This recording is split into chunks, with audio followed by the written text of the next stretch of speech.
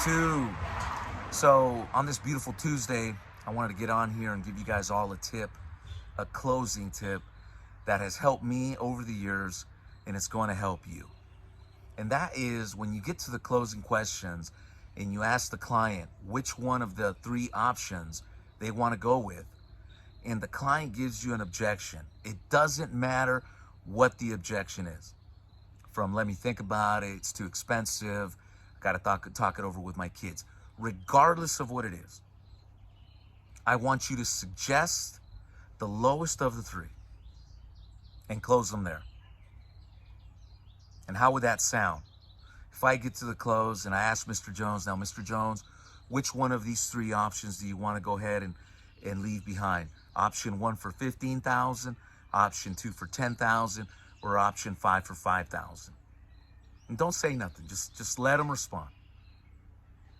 If they hesitate, if they grunt, whatever the case might be, when that does happen, you're going to suggest the cheapest of the three. So in this case, it would sound like, Mr. Jones, I understand that you need to think about it. And you know what? A lot of folks in your boat have felt exactly the same way that you are right now. In fact, some of our best clients. So here's what I'm going to suggest that we do, sir. We're going to go with the lowest option because that's the most affordable one for you right now. Remember, the most important goal is that we can set up some protection today because something's better than nothing. Go ahead and circle the smallest option. What's your middle initial? That simple, guys. Try it. How did I learn this? When I started selling final expense over the phones, my cost per acquisition was around $500 a day. And that wasn't because I wasn't making presentations. It's just that I wasn't closing enough, fast enough to reduce my cost per acquisition. Bottom line, I wasn't closing. And what would happen was when I would get to the close and the client would come out with any kind of a rebuttal of why they couldn't go forward, at that point in time, we had an encyclopedia of rebuttals and objections that we would go into with these elaborate responses. Amazing, logical, concise. But the client still wouldn't buy because of the way we were dealing with those objections. When we finally learned that really we don't have a lot of options when it comes to final expense because you can have 2-3 companies and that's it. And those companies, price range between them, it could be $1, $2, $3. So there's really not like a lot you can do when it comes to price with the client. We got a small group of carriers that we can work with. Or in some cases, you're dealing with one carrier.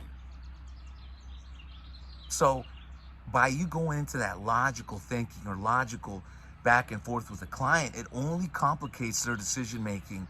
And instead of them making a decision, they're going to back away from it. On the other hand, we know that we have a limited amount of carriers. We know that we did our dead level best to find the best option based on how they answered their underwriting. So we got the best option for them. And we also know that in terms of price, chances are there's not going to be nothing else outside of this that they're going to be able to beat. So why go in that direction by creating more things for the client to think about? Instead, suggest the lowest of the three. If you suggest the lowest of the three, you'll see that you write more applications every day. Try it. Try it today. If you want to see how I do it, you're more than welcome to see me work. I let agents shadow me, and you'll see me get to the close. You'll see me give you the same resistance they give you, and you'll see that when I suggest the lowest option, they go for it. Now, if they don't go for it, then I'll show you exactly how to reposition yourself to either repitch them a new set of rates or really set up a follow-up call. So that way Ms. Jones or Mr. Jones can think about it, talk it over with their kids.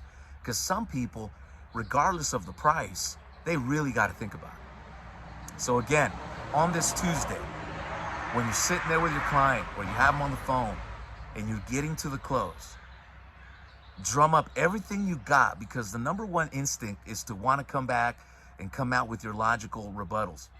Don't do it. Suggest the lowest one of the three and let me know what happens in the bottom section. Let me know how it goes. All right. So with that said, guys, I hope you guys enjoy your day. I got my day cut out for me. I got several meetings today. Exciting times. But more and more, I realize just how many more people, agency groups, are looking for a solution when it comes to selling insurance over the phone. I'm not saying our system's perfect, but it gets results, not just from selling, but also the retaining of your clients. And over the last, going on 2 years now, we've been able to really help agencies, large and small, implement a system that works for them. So once again, guys, you enjoy your Tuesday and happy selling. Peace.